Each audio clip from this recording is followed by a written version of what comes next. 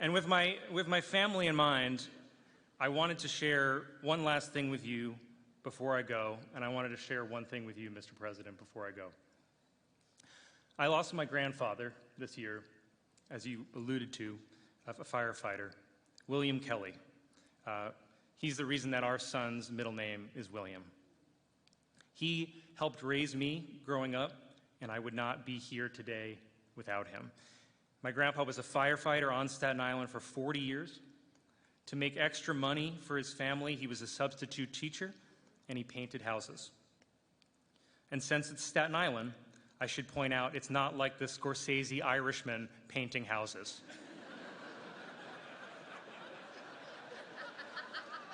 He was not a mafia hitman. He actually painted houses. The FBI is here. I don't want to start a whole thing. My grandfather was another rare Irishman who didn't drink because he lost his father and his brother to alcoholism. And I swear, Mr. President, this is not an age comparison. You remind me of him. Some of your best qualities remind me of his. And I will say he was 95 and he was still great at stairs.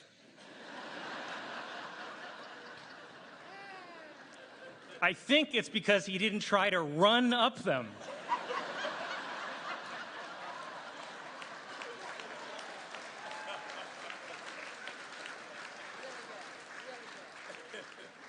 But the reason that I bring up my grandfather, and I don't know if you realize, Mr. President, but Staten Island firefighters are not normally your demographic. Staten Island voted about 70% for Trump in the last election, and the other 30% was for Giuliani.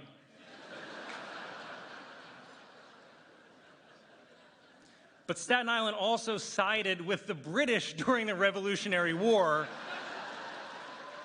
So we're not always on the right side of history. You remember.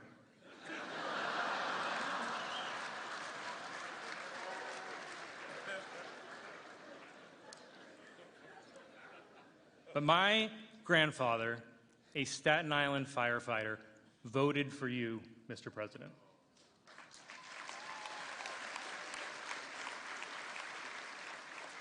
He voted for you in the last election that he ever voted in. I mean, I'm sure someone else will vote twice in this election using his name, but that's just how the democratic machine works.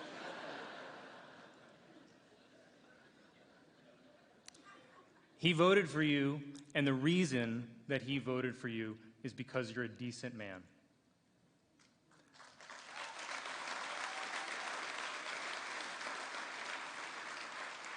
My grandpa voted for decency, and decency is why we're all here tonight. Decency is how we're able to be here tonight.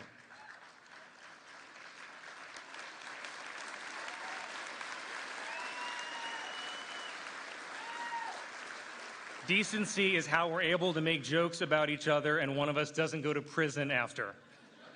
We go to the Newsmax after party.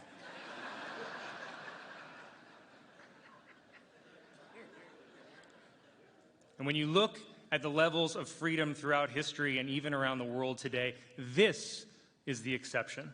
This freedom is incredibly rare, and the journalists in this room help protect that freedom, and we cannot ever take that for granted.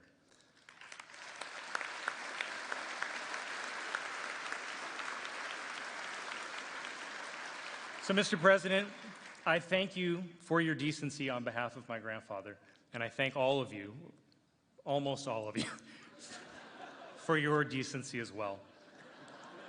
I am very honored and grateful that you invited me here tonight.